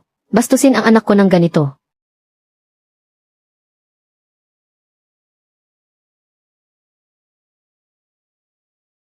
Tingnan ninyo, siya nga iyan. Siya ang salot na babaeng iyan, na nag-interes sa bahay at kotse namin. At inagaw pa ang bahay ng panganay kong anak. At pinalayas kaming buong pamilya. Ang anak ko, ngayon ay wala nang ang pambili ng gatas. Halos hindi na makabuhay ang pamilya namin. Napakasama mong babae ka. Bilisan mo at ibalik ang bahay namin. Pati na ang kotse. Dugo at pawis namin ang bumili niyan. Mukha namang marangal ang pamilyang ito. Parang hindi naman nila magagawa ang ganoong bagay. Pero mukhang kaawa-awa naman sila. Mukhang hindi naman sila nagsisinungaling. Anong pagnanakaw ng bahay at kotse ang sinasabi mo riyan? Kuya ko ang nagbayad para makatuloy siya sa postpartum care center. Pero agad din naman niyang kinansela ang kwarto. At pinasangla ang bahay at kotse namin. Hindi po ganyan ang nangyari. Kuya, hindi ganoon. Inaapi ka na nga nila ng ganyan. Ipinagtatanggol mo pa rin siya. Na kuya, alam kasi ng asawa mo na kayang-kaya kanyang paikutin. Kaya hindi kanya pinapahalagahan kuya. Ikaw nasalot ka. Iluwa mo na ang pera ng pamilya namin. Pati na ang bahay at kotse namin. Ibalik mo na agad sa kanila. Tama, ibalik mo sa kanila. Gusto lang naman nilang ibalik ninyo ang mga gamit nila. Hindi pa nga sila tumatawag ng pulis. Pinagbibigyan na nga kayo niyan. Ulitin mo nga ang sinabi mo. Na ang kuya mo ang nagbayad para sa postpartum care ng anak ko. Ang kuya ko nga ang nagbayad. Ano naman ngayon, kung ano ang puno siya ring bunga. Ganyang klaseng anak lang ang mapapalaki ng pamilya nyo. Maging ang matatanda, ay wala ring kwenta. Kung hindi nyo ibabalik ang bahay at kotse ngayong gabi, at bigyan nyo pa kami ng 10 milyong piso para sa danyos, hindi matatapos ang gulong ito. Ikaw, kayo, sobrang walang hiyan nyo. Laukin, kalma lang, huwag kang magpa-apekto. Papa, okay lang ako. Huwag nyo nang patulan ang mga ganyang klaseng tao. Napakagaling ng aking anak. Pinalaki ko siya ng maayos. Kayo nga itong pamilya nyo. Isang pamilya ng mga walang hiya. Walang man lang kahihiyan sa harap ng maraming tao. Ang pambayad sa confinement center. Malinaw namang pamilya namin ang nagbayad niyan. Zhang Heng, profesional ka pa namang tao. Hinahayaan mo lang ang nanay mo na isama ang mga kamag-anak nyo. Para manggulo ng ganyan sa harap ng maraming tao. Huwag ka ng madaming daldal. Kami ang mga biktima rito. Kung magpapakadesente pa kami, ang bahay at kotse ay mapupunta lang sa inyo ng ganoon kadali. Mangarap kayo. Kayo ang mangarap. Manahimik ka. Zhang Heng, umalis ka na ngayon din. Alang-alang kay Mian Mian. Hahayaan kitang umalis ng may kaunting dignidad. Wan King. Hindi ko rin inaasahan na hahantong ito sa ganito. Kuya, bakit ka pa nakikipag-usap sa kanya? Qin Wan King, huwag mo nang bulahin ang kuya ko. Halata namang sarili mo lang ang iniisip mo para guminhawa. Gusto pang mag-postpartum center. Bakit kami ang dapat magbayad sa kwarto? Ano ang sinasabi mo? Malinaw namang pamilya ninyo ang nagsabi na isa lang ang kaya ninyong alagaan. Kaya para sa anak naming babae, kumuha kami ng kwarto sa postpartum center. Zhang Heng, ikaw ang magsalita. Ang pera para sa postpartum center na ito. Sino ba talaga ang nagbayad?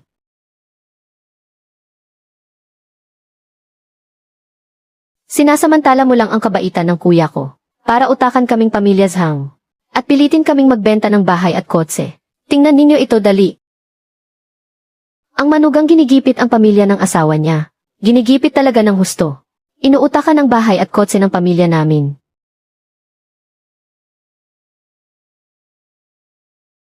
Zhang Heng, sabihin mo nang may konsensya. Ang pera para sa postpartum center.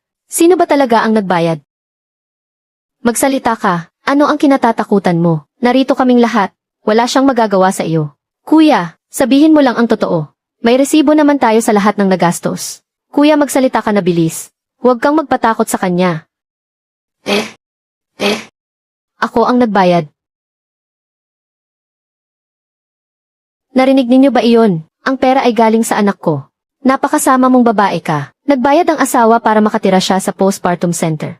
Tapos siya naman.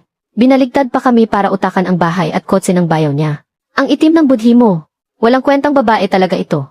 Ipinakasal namin ang anak naming babae nang hindi humihingi kahit isang kusing na dote. Pero ang pamilya ninyo pagkatapos noon, binilhan ang bunsong anak ng bahay pangkasal na nagkakahalaga ng milyong piso. Yung kotseng nagkakahalaga ng 200,000. Pinagtiisan na nga natin. Pati nga trabaho mo, tatay ko pa ang nakiusap para lang makuha mo. 10,000 lang ang sahod mo buwan-buwan. Tapos 8,000 pa ang ibinabayad mo sa bahay ng kapatid mo buwan-buwan. Pati prenatal check-up ko. At pati mga bitamina ko galing lahat sa sarili kong pera. Kahit nga pang araw-araw na gastos mo, ako pa ang nagbibigay. Saan ka naman kukuha ng 880,000 para lang makapagstay ako sa postpartum care center? Hindi naman sa gumagawa ako ng gulo. Wala kang silbi. Magpakalalaki ka nga. Bakit kakainin ka ba niya ng buhay? Porket alam mong mabait ang kuya ko, inaabuso mo na siya. At sinasadya mo pa siyang siraan. CJ, ipakita mo nga sa amin ang mga transaction record. Ilabas mo ang bank statement mo. Para makita ng lahat kung nasaan talaga ang pera mo. Kuya, ilabas mo na. Ipalamon mo sa mukha niya. Ilabas mo. Dali, ilabas mo na. Kuya, huwag kang umurong. Hindi niya kaya. Dahil habang buhay naman siyang umaasa sa akin para mabuhay.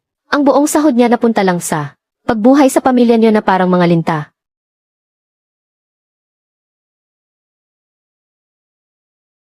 Dilatin niyo nga ang mga mata niyo para makita niyo ng malinaw. Na ako naman talaga ang bumubuhay kay Zhang Heng.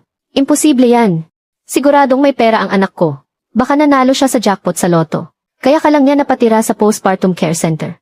Kuya, magsalita ka naman. Bakit hindi ka magsalita? Kuya, ipakita mo na sa kanya ang ebidensya. Ipalamon mo sa mukha niya. Wala akong pera. Matagal na akong walang pera. Sinasabi ko na sa inyo pero ayaw niyo maniwala. Ikaw, paanong wala kang pera? Ikaw ang haligi ng pamilyang ito. Ang tanging nakapagkolehiyo sa pamilya. May bahay at trabaho sa malaking syudad. At kaya mo pang tumulong. Tao lang din ako, bakit hindi ako pwedeng mawala ng pera? Umutang lang ako para pambayad sa matrikula ko sa kolehiyo. Nagtatrabaho ako para sa panggastos ko sa araw-araw. Pagka-graduate ko lubog agad ako sa utang. Tapos kailangan ko pang magpadala ng pera sa inyo. Sinungaling ka. Kailan ka pa naming inasahan para buhayin kami? Sadyang wala ka lang talagang kwenta. Bakit ka ba ganyan? Ang dami-daming tao rito. Sinisiraan mo pa si kuya sa harap ng marami. Ganyan ba talaga ang tamang asal ng isang asawa? Sinisira ninyo ang pangalan ng anak kong babae. Tapos kailangan pa naming isipin ang reputasyon ng anak nyo. Hindi ba dapat lang? Ang anak ko ang asawa niya. Siya ang mundo niya. Kaya dapat sa lahat ng bagay, palaging una ang anak ko. Dapat palagi niyang iniisip ang kapakanan ng anak ko. Ikaw.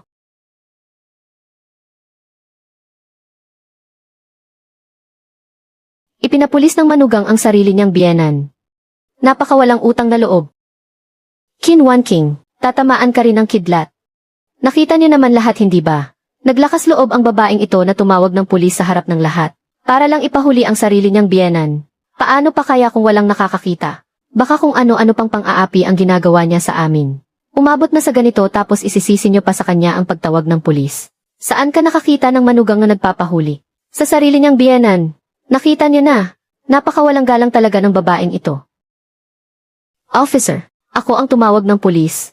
Sinasadya ng mga taong ito na harasin ang aking kliyente para sirain ang kanyang reputasyon at iligal na kinukuha ang ari-arian niya.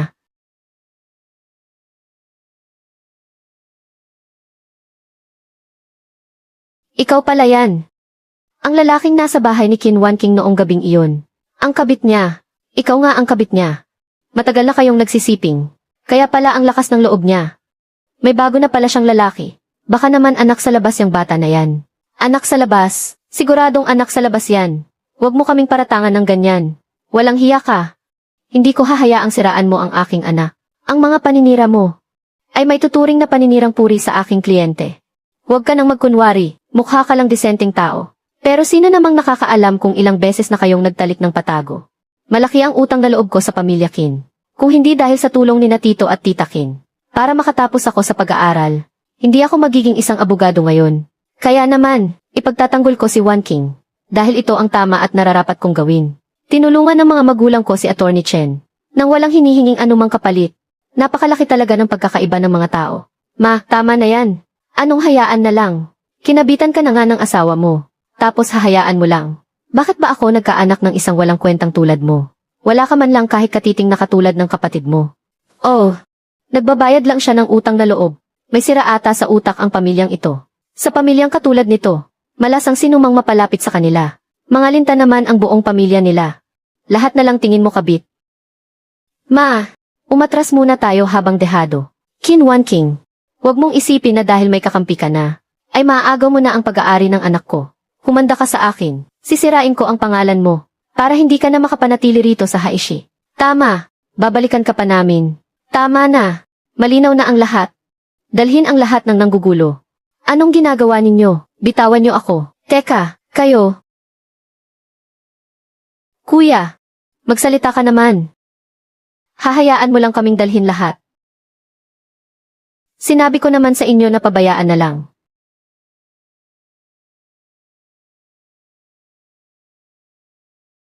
Ano pang tinatayo-tayo ni Rian, kilos na. Qin Wanqing, pinagtaksilan mo ako. Hindi kita palalampasin.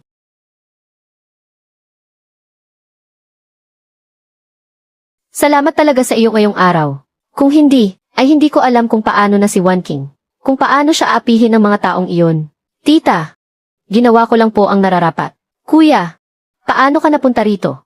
Tinawagan ko siya para pumunta rito. Kung hindi ko lang agad na kontak si Xiao Chen, hindi sana ito malulutas ng ganoon kabilis. Ayos na ang lahat sa ngayon. Hihintayin na lang natin ang pagdinig sa korte. Xiao Chen, dito ka na maghapunan.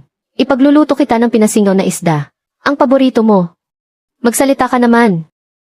Kuya, dito ka na maghapunan bago ka umalis. Sige po. Salamat po sa pag-abala, tita.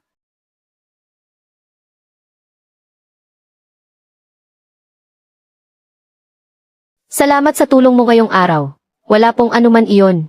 Kung si Xiao Chen lang sana ang pinili ni Wanqing noon, mas mabuti sana ang lahat ngayon. Hindi pa naman huli ang lahat ngayon.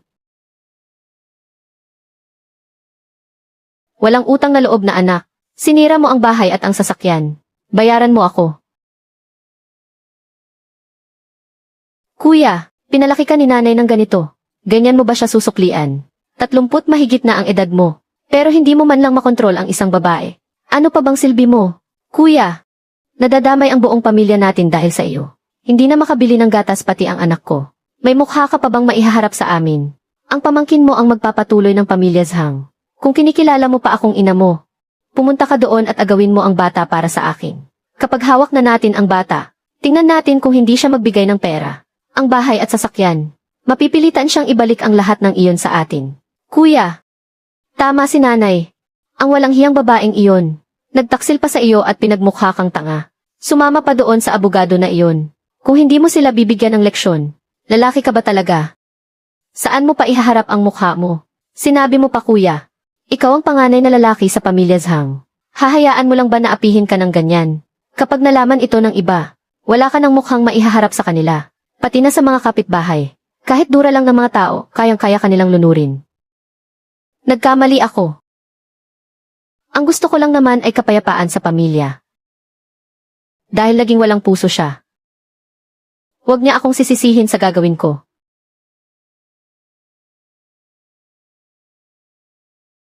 Kapag natapos na ang mga papeles, may pera na tayo.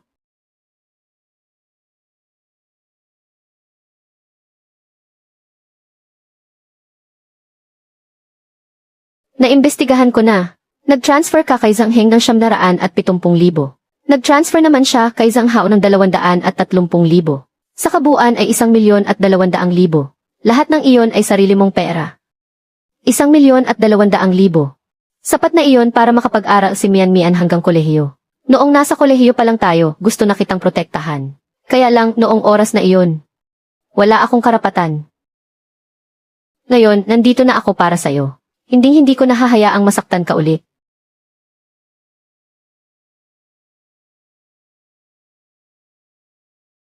Kuya, wala sa isip ko ang pumasok sa relasyon ngayon. Ang gusto ko lang ay magsimula na ang paglilitis sa lalong madaling panahon. Ako nang bahala sa lahat.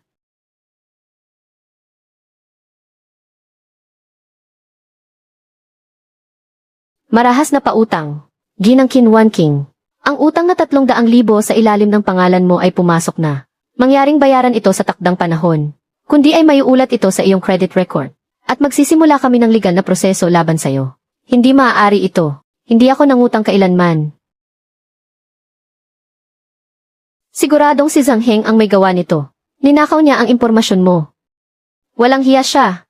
Hindi siya tunay na lalaki. Huwag kang mag-alala, may paraan ako. Tingnan mo dali, pumasok na ba yung pera? Dumating na. 300,000. 300,000. 300,000 nga talaga. Anak, ang galing mo. Kuya, dapat sa anak ko muna mapunta ang perang ito. Pambili ng ilang lata ng dekalidad na gatas. Kapag kumain pa ako ng instant noodles, masusuka na talaga ako. Kakain tayo ng karne, at iinom ng alak. Itong bulok na lugar na ito, hindi ko na kayang manatili rito kahit isang araw pa. Wan King, ikaw ang naunang nagtaksil. Ako ang kuya. Kailangan kong protektahan ang tahanang nagpalaki sa akin. Sino rito si Zhang Hao? May delivery ka rito. Ako to.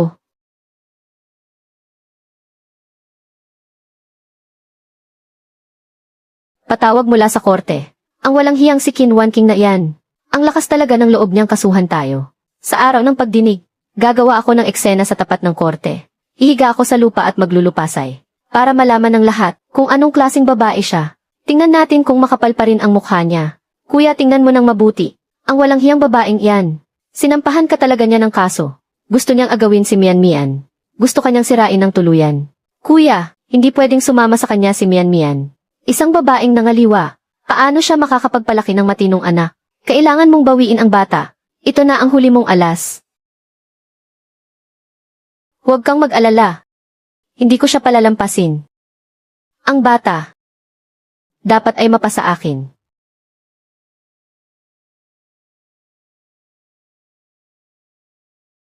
Ngayong araw, ang bahay at kotse, Ang bata, lahat yan ay sa atin. Anak, magpakatigas ka naman. Ipakita mo ang gilas mo bilang isang mataas na opisyal sa ibang bansa.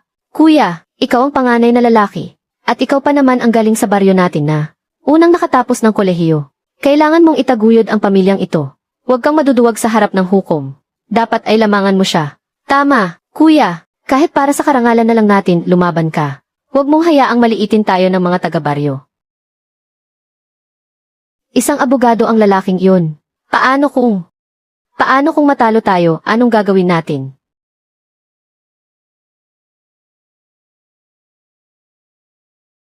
Siya si Zhang Heng. Tama, siya nga. Bantayan ninyo siya. Nasa account niya ang 300,000 piso. Tutulungan ko kayong mabawi yan. Pinapunta mo ba ang mga naniningil ng utang kay Zhang Heng? Bakit hindi mo pa ibinunyag ang lahat sa mismong paglilitis? Para sabay-sabay nang masolusyonan ang lahat ng problema. Kailangang isa-isahin ang mga bagay-bagay. Dahil gusto ko muna na iwanan mo siya. Sa ganitong paraan lamang, magkakaroon ako ng karapatang tumayo sa tabi mo. Huwag kang magmadali. Ayoko rin namang mapunta lang sa pamilya nila ng ganoon kadali.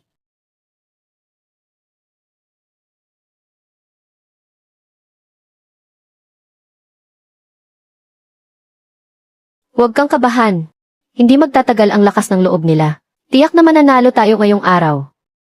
Tatang, tingnan mo nga ang hitsura nila. Mukhang kampanteng-kampante sila. Huwag kang matakot. Kami ang sandigan ng anak natin. Katahimikan. Magsisimula na ang paglilitis. Malandi ka. Walang hiya ka. Your Honor, inainsulto ng kabilang panig ang kliyente ko. Pamilya ng nasasakdal.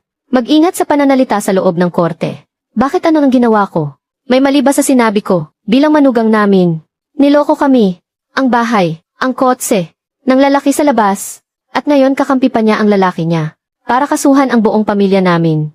Bakit masama bang magsalita? Tama. Napakarami niyang ginawang kasamaan. Tapos bawal pa nating sabihin. Your Honor, tingnan ninyo kami. Ang buong pamilya namin palaboy-laboy na sa lansangan. Umaasa na lang sa mga online loan para mabuhay. Kaawaan ninyo naman kami. Katahimikan, kapag nag-ingay pa kayo, palalabasin ng mga gwardiya ng korte ang mga kamag-anak ng nasasakdal. Lahat sila ay palalabasin sa korte. Subukan ninyo lang, mamatay muna ako rito sa harap ninyo. Isang seryosong krimen ang paglapastangan sa korte. Your Honor, hinihiling ko na paalisin si Zhu Kuifen. Pinapayagan ko. Nay, huwag na kayong sumagot pa. Baka matalo tayo bago pa man magsimula. Ano naman kung hukom siya? Dapat makatwiran din ang hukom. Nay, huwag na po kayong gumawa ng gulo. Ang mahalaga, manalo tayo sa kaso para mapilitang humingi ng tawad ang impaktang iyan. Bakit? Ano ang ginawa ko? Ako ang biyanan mo at ng babaeng iyan. Ano ang masama kung pagsabihan ko siya ng kaunti? Nay, tama na nga iyan. Tayo ang nasa katwiran. Hindi tayo dapat matakot kahit ano pang drama ang gawin niya. Ngayon, ang kasong ito ay opisyal ng papasok sa proseso ng pag-aayos ayon sa batas. Nasasakdal. Sang-ayon ka ba sa diborsyo? Hindi po ako papayag. Pumapayag ako. Ako na ang magsasalita para sa kanya. Pumapayag kami sa diborsyo. Pero kailangang mapunta sa amin ang bata. At saka, kailangan niyang magbigay ng 500,000 piso buwan-buwan para sa gastusin sa buhay. Tama, hukom, napakayaman naman po ng pamilya ng hipag ko. Kayang-kaya nilang maglabas ng milyong-milyong piso ng ganoon kadali. Ano ang masama kung magbigay sila ng pondo para sa gastusin? Nakapagtapos kaya ang kuya ko sa isang sikat na universidad. Nasayang ang panahon niya. May malinaw na batas tungkol sa suporta sa bata. Hindi ibig sabihin na kung magkano ang hingin ninyo ay iyon na ang ibibigay. Mayaman naman ang pamilya niya. Kaya naman nilang magbayad. At saka isa pa, dugo at laman ng pamilya namin ang batang iyan. Bakit naman siya mapupunta sa babaeng iyan? Makinig ng mabuti ang panig ng nasasakdal. Ang pag-uusap para sa pag-aayos ay dapat manggaling mismo sa bibig ng nasasakdal. Hindi maaaring magsalita ang sinuman para sa kanya. Ang hukumang ito ay makikinig lamang sa desisyon ng mismong nasasakdal. Magsalita ka naman, kuya. Sundin mo ang sinabi ni mama. Kapag nagduwag ka, lagot ka talaga sa akin. Kuya, pag-isipan mong mabuti iyan. Kapag napunta si Mian Mian sa kanya, ibang tao na ang tatawagin niyang tatay sa susunod. Matatanggap mo ba iyon? Ikaw ang tunay niyang ama. Tama. Ang gusto ng nanay ko, ay siya ring gusto ko. Your Honor, isinusumite po namin ang unang ebidensya. Ito ang mula sa pamamahala ng apartment kung saan nakatira si Ginang Qin. Mga kuha sa case. Ang pamilya ng nasasakdal sa pampublikong lugar ay nag-eskandalo at nagsisigaw. Malisyosong nanirang puri, na labis na nakasira sa reputasyon ng aking kliyente. Your Honor.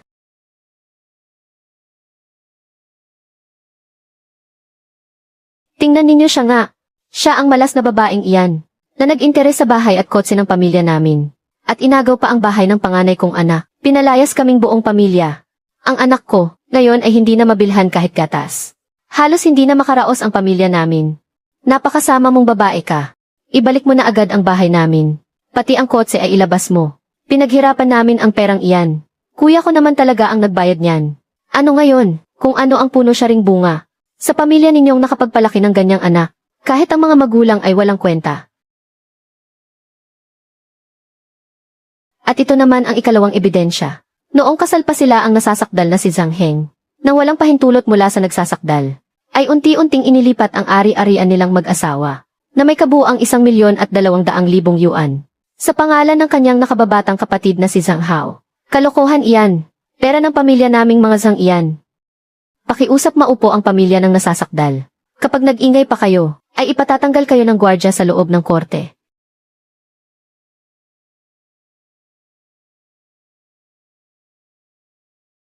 Ito naman ang ikatlong ebidensya. Ang mga naging gastos na nagsasakdal noong siya ay buntis pa. Pati na rin ang lahat ng gastusin mula nang isilang ang bata. Ay tanging ang nagsasakdal lamang ang nagbayad. Narito ang lahat ng resibo at mga tala ng transaksyon. Ikaapat na ebidensya. Ulat sa pinsala ng nagsasakdal sa Postpartum Care Center.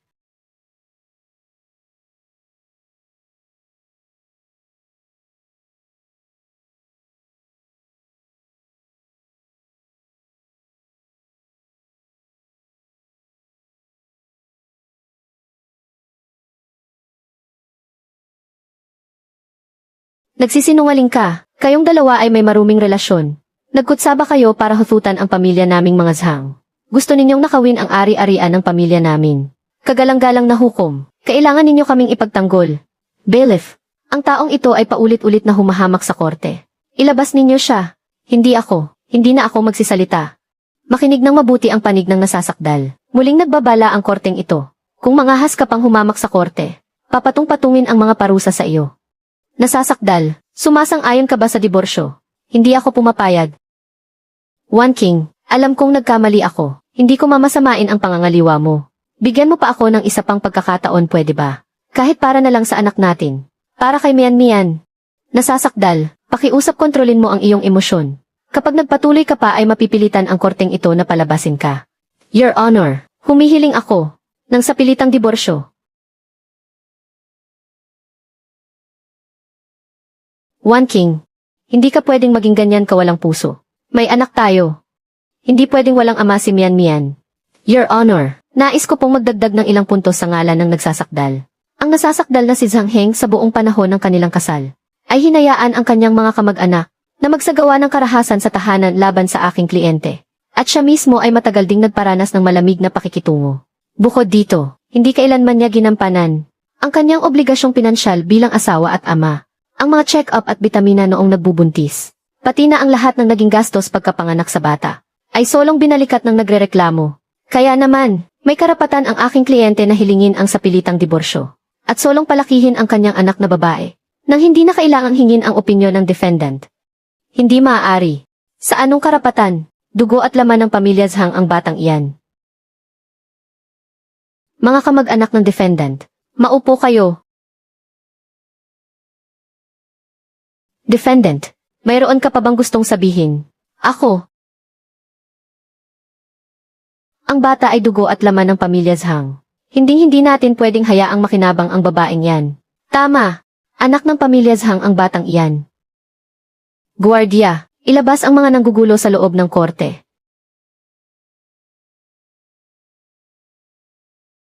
Qin Wanqing, napakasama mong babae. Hindi ka magtatapos sa mabuti. Makakarma ka rin.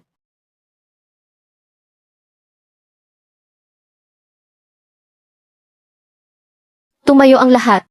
Narito na ang hatol ng korte. Ang plaintiff na si Qin Wanqing at ang defendant na si Zhang Heng ay pinapayagang magdiborsyo.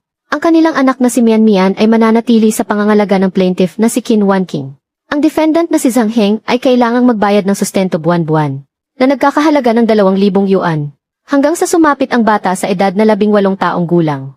Noong kasal pa sila, ang defendant na si Zhang Heng ay napatunayang naglipat ng personal na ari-arian ng plaintiff na nagkakahalaga ng 1,200,000 yuan na dapat ibalik ng buo sa loob ng 15 araw. Tapos na ang pagdinig. Wanking.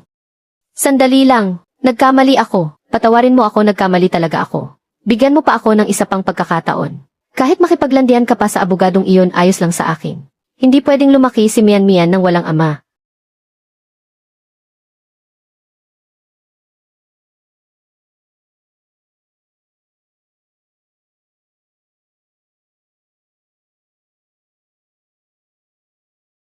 Wanking. Yung pagtataksil mo, pinalampas ko na nga lang at nagbulag-bulagan ako. Bakit hindi mo pa rin ako mapatawad?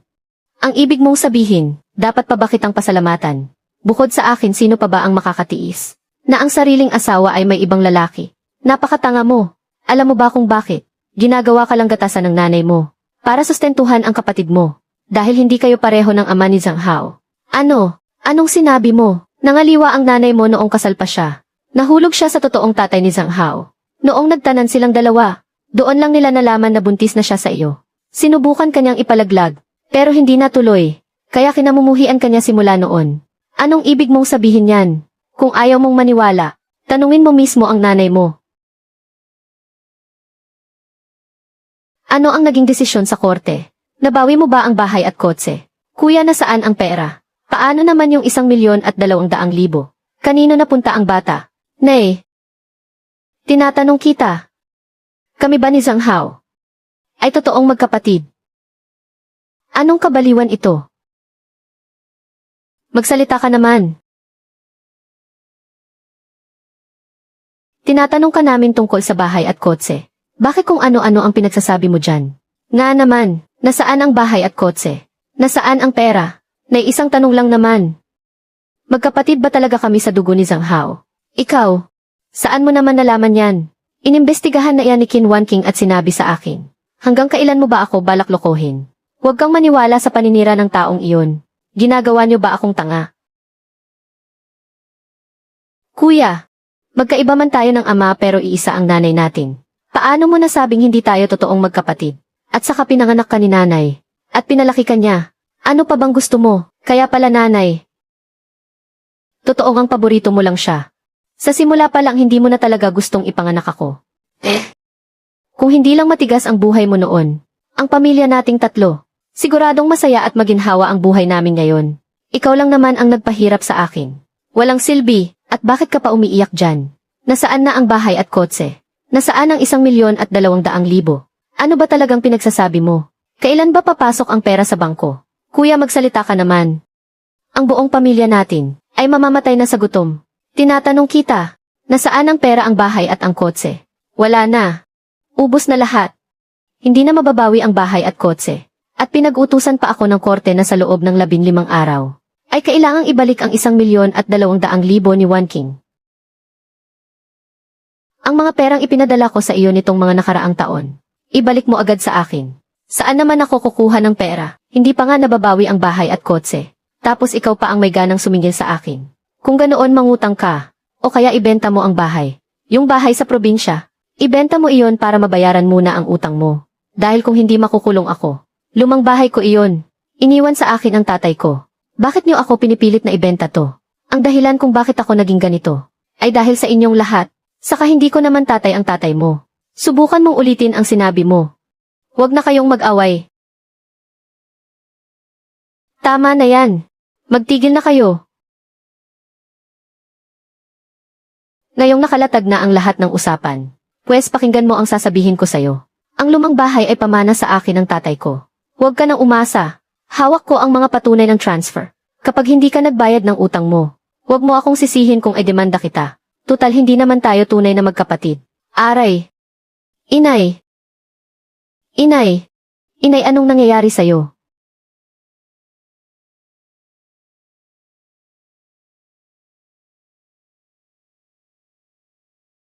Pasok ka. Sa itsura mong yan, mukhang naging matagumpay ang investment natin ah. Dumoble pa nga ang kita natin. Higit pa sa inaasahan ko. Kung ganoon binabati kita. Nakabawi ka na talaga. Siya nga pala, may sasabihin ako sa'yo. Ang dating biyenan mo, na-stroke siya. Paralisado na ngayon. Hipag mo at bayaw mo ang nag-aalaga sa kanya ngayon. Ganoon ba? At mayroon pa, hindi nila kayang bayaran ang 1,200,000. Nagsimula na ang proseso sa korte, para subasta ang minana nilang bahay. Wala ka man lang bang gustong sabihin? Buti nga sa kanila, ang may utang ay dapat magbayad. Iyan ang batas ng buhay. Kama numero 8. Ang mga bayarin mo ay, 1 linggo na tayong atrasado sa bayad. Kapag hindi pa tayo nagbayad, palalayasin na tayo ng ospital. Kuya, wala akong pera. Kapapanganak lang ni Linglin. Kailangan ng pera para sa gatas at diaper. Bayaran mo muna ang hospital bill ni nanay. Hays! Ang kawawa kong anak. Kuya, tingnan mo naman. Gumawa ka naman ng paraan. Maghanap ka ng pera. Lahat ng kinita ko sa nakalipas na mga taon. Kay nanay napunta lahat. Wala siyang itinira kahit 1 sentimo. Ibinigay niya lahat sa iyo. Ngayon gagawa na lang ako ng paraan. Kuya, umalis ka na at bumalik ka agad. Hindi na makapaghintay si nanay. CJ, kayo, hintayin niyo ako. Kuya, bumalik ka agad.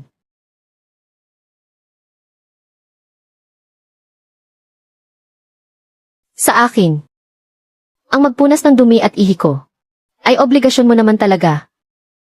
Huwag kayong mag-alala nanay, aalagaan ko kayong mabuti. Hays, mabuti pa talaga si Linlin. Hindi katulad ni Kinwan King. Anak, nakabalik ka na. Tinapay lang ang mayroon. Ang kuya mo naman hindi malaman kung saan nagpupunta. Nanay, huwag na kayong umiyak. Walang utang na loob ang kuya mong iyan. Nakatagpo pa ng ganyang kasamang babae tulad ni Kinwan King. Nanay, huwag na kayong umiyak. Nakakarindi na. Huwag mo siyang pansinin.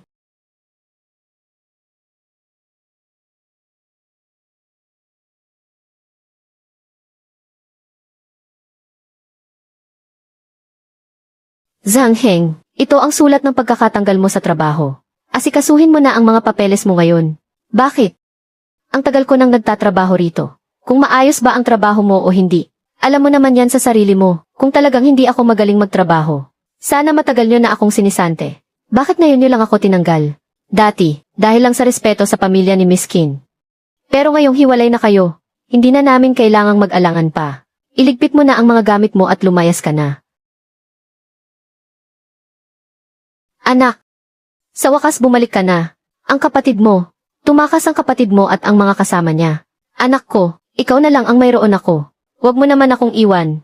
Halika rito at tulungan mo akong magbihis at maglinis. Ilang araw na akong hindi nakakapagpalit. Lumapit ka naman dito. Nahihirapan na si nanay.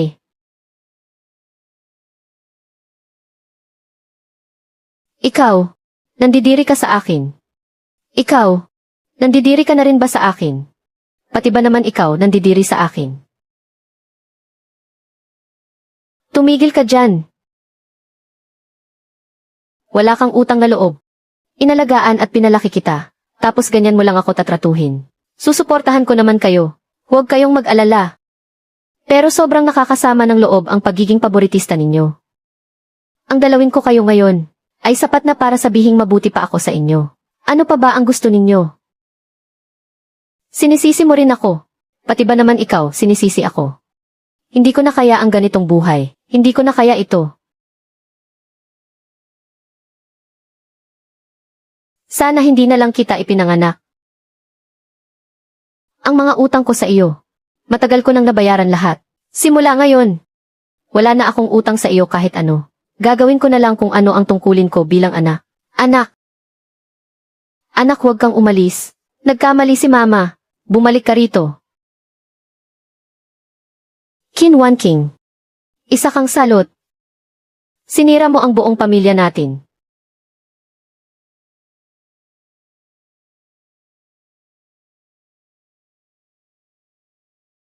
Nandyan na si Chen. Halika, pasok ka. Nasingil na ang 1,200,000. Naipagbili na sa auction ang lumang bahay ng mga Zhang. Sakto lang para pambayad sa lahat ng utang. Sa wakas natapos din. At ang dati mong biyen ng babae, wala man lang nag-alaga sa kanya sa mga zhang. Namatay siyang mag-isa sa ilalim ng tulay. Nang matagpuan siya, nangangamoy na ang katawan niya. Iyan ang nararapat na karma para sa kanya. Wan King. Binigo ka ni Zhang Heng, pero hinding-hindi ko gagawin iyon sa iyo. Handa ka bang? Bigyan ako ng pagkakataon. Ako. Chen, dito ka na kumain. Nagluto ako ng mainit na sabaw. Wan King. Gusto mo bang magpaiwan ako rito? Masyadong malalim ang sugat sa puso ni Wan King. Marami naman akong oras para samahan siyang dahan-dahang makabangon. Sila ba iyon? Sila iyong mga naniningil ng utang. Huwag kang matakot. Ako nang bahala rito. Ano? Ang buong subdivision ay pinagdidikitan ng mga abiso sa paniningil ng utang. May nagdikit ng malalaking karatula sa gate ng subdivision. Sinasabing may utang ka na hindi mo binabayaran. Hindi ba ito ang may-ari ng 2202? Mukha namang disente tingnan. Pero hindi pala nagbabayad ng utang. Hindi mo talaga masusukat ang tao sa hitsura lang. Ako ang abogado ni Qin Wan King. Ang mga sinasabi ninyo ay walang katotohanan. May karapatan akong kumatawan sa aking kliyente para magsampa ng kaso laban sa inyo. Talagang matitindi ang mga abogado. Sige na, sige na. Hindi natin sila kaya kalabanin, mga simpleng mamamayan lang tayo.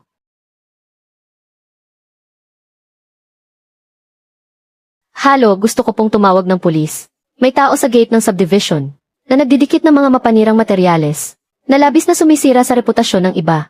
Mga kapitbahay, ang may utang talaga ay ang dating asawa ni Ginang Qin na si Zhang Heng. Ninakaw niya ang personal na impormasyon ni Ginang Qin para mangutang online ng 300,000 piso. Ay, ang dating asawa pala ang may gawa niyan. Napakawalang hiya naman yan. Hiwalay na nga kayo pero pinapahamak mo pa rin siya ng ganyan. Anong klaseng tao yan? Sabi ko na nga ba halata namang hindi ganyang klaseng tao ang babaeng iyan. O ay, hindi ba iyan ang dating asawa niya? Yung nagtatago sa likod ng mga halamanan. Ang sama. Siya ang nangutang pero hindi nagbabayad. Tapos sinisiraan pa ang sariling asawa. Tao pa ba siya? Zhang Heng, dati akala ko ang nanay mo ay naging hindi patas sa iyo. Kaya nagtiis ako ng husto para sa iyo. Hindi ko akalain na ikaw at ang nanay mo, pati ang kapatid mo ay magkakapareho lang pala. Salamat dahil hindi mo siya pinahalagahan at hinayaan mo siyang mapunta sa akin. Wan King. Ako. Tumawag na ako ng pulis. Sa mga pulis ka na magpaliwanag.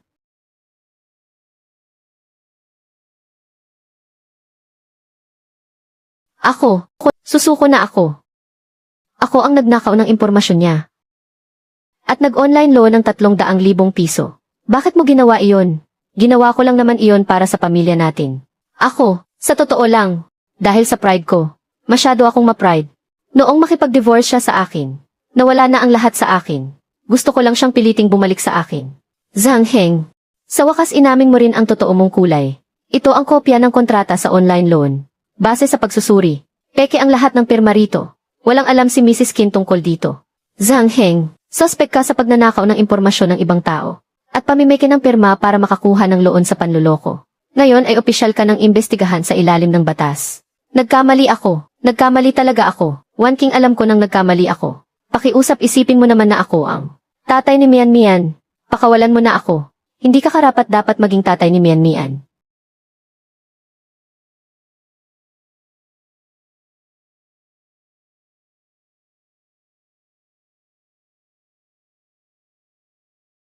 Sa wakas na patunayang wala kang kasalanan. Ang pamilyang iyon, hindi na muli tayong magugulo pa. Wan King, mula noong college pa tayo hanggang ngayon, ikaw lang ang minahal ko. Gusto kitang alagaan. At si Mian Mian habang buhay. Pumapayag ako.